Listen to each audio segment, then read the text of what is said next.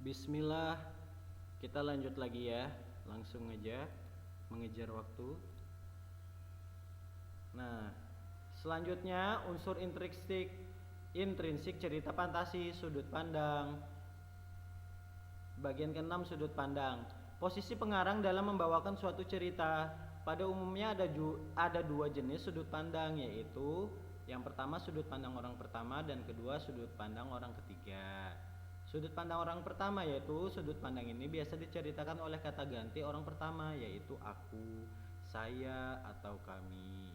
Dan sudut pandang orang ketiga, sudut pandang ini ditandai dengan penggunaan kata ganti nama tokoh.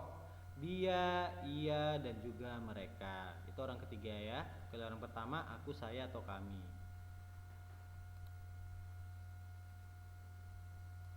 Selanjutnya, 7. Gaya bahasa.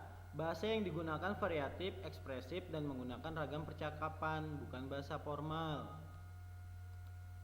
Ya, bahasanya biasanya gue, lo, antum, ente, kamu, saya, macam-macam ya. Gaya bahasanya tidak formal seperti yang Ustadz bahas ini, formal bahasanya. Selanjutnya, amanat. Pesan moral atau nasihat yang disampaikan penulis melalui karyanya, bisa diambil pesan moral. Nah, kita akan bahas sama-sama mengerjakan salah satu contoh dari teks yang Ustadz suruh baca tadi, Nagata ya. Nanti ada contohnya. Apakah cerita fantasi merupakan teks narasi? Ya, sangat benar sekali. Cerita fantasi termasuk dalam teks narasi karena pada ciri-ciri umumnya mengandung ciri-ciri dari teks narasi dan unsur-unsur dari teks narasi, yaitu adanya tokoh, latar, alur, dan bersifat fiksi hayalan tidak nyata ya. Nih, teks narasi.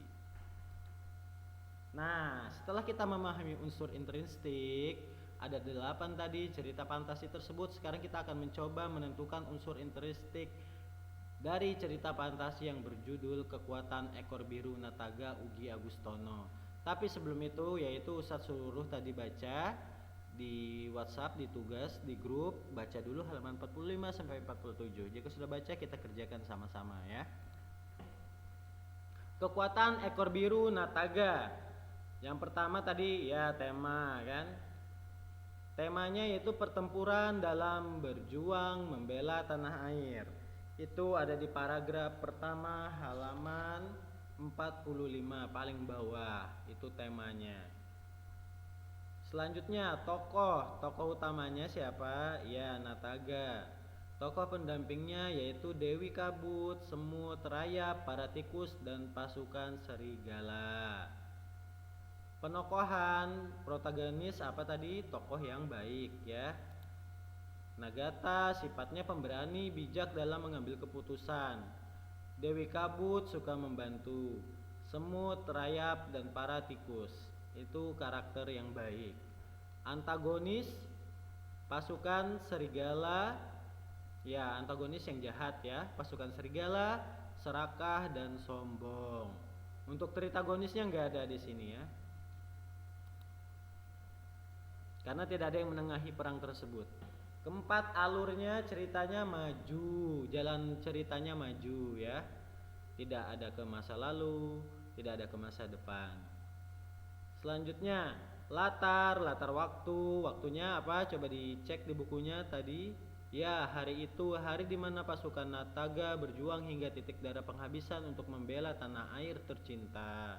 Latar tempatnya di mana? Pulau Tanamodo. Latar suasananya, nah suasana ceritanya pertama menegangkan dan berakhir dengan mengharukan. Gaya bahasanya menggunakan ragam percakapan, bukan bahasa formal. 7. Sudut pandang orang ketiga ya. Dia, mereka, itu sudut pandang orang ketiga, bukan pertama ya. Kalau pertama tadi saya, kami.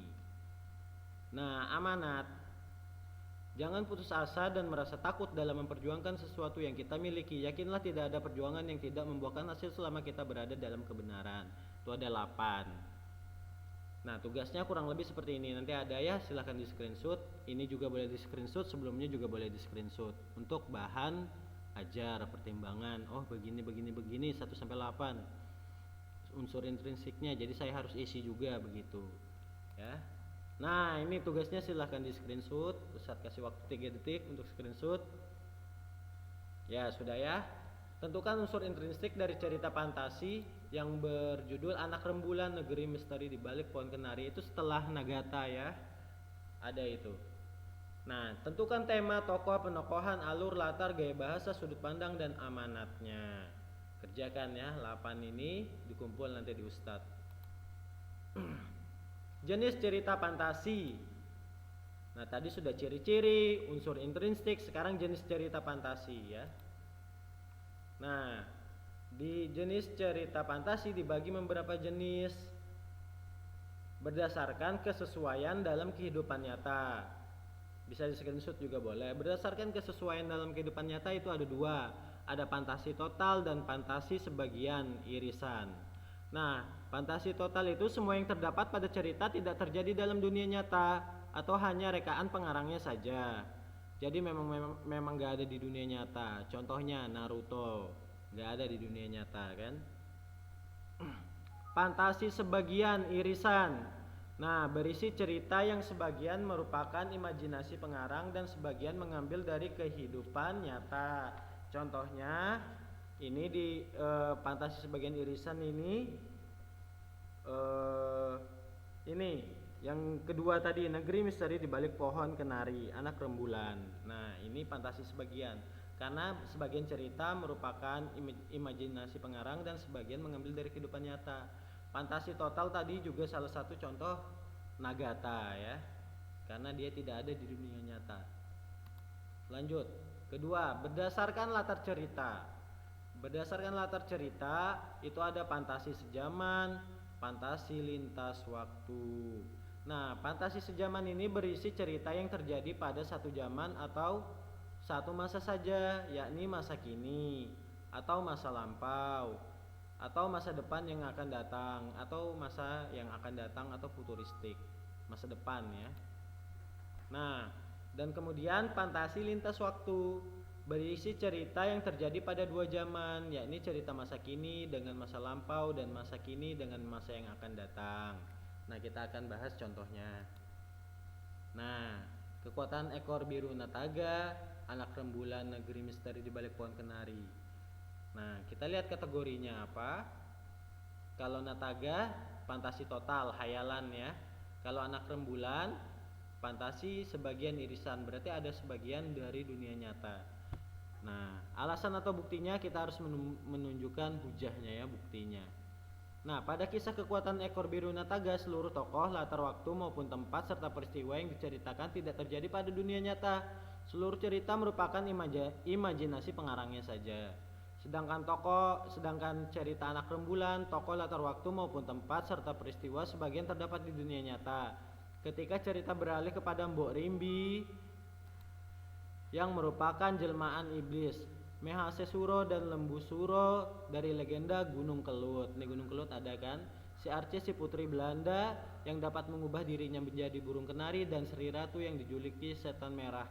Cerita menggunakan tokoh yang tidak terdapat di dunia nyata, tapi ada tempat yang nyata, Gunung Kelut ya. Ntar sebelumnya dulu. Nah, ini cerita fantasi berdasarkan kesesuaian dalam kehidupan nyata. Selanjutnya, jenis cerita fantasi berdasarkan latar cerita. Masih ekor Nataga dan Anak Rembulan ya. Latar waktunya, kalau biru Nataga sejaman, dia satu waktu saja peperangan kan. Pada cerita buktinya nih, pada cerita fantasi, kekuatan ekor biru Nataga berkisah pada satu zaman atau satu waktu saja, yaitu pada zaman Nagata memimpin pertempuran di Tanah Modo.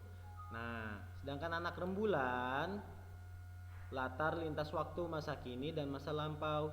Pada cerita Anak Rembulan, Nono yang sedang berlibur ke Wulingi, tempat tinggal Mbah Sastro di masa kini. Kemudian cerita beralih ke zaman penjajahan Belanda di masa lampau. Nah, kan ke masa lalu dan masa sekarang ya, 2 masa. Ini berarti lintas waktu. Kalau latar waktu sejaman, satu waktu saja. Oke, untuk sudah cukup muatan bahasa Indonesia, Ustadz tutup dengan kafaratul majelis. Tugasnya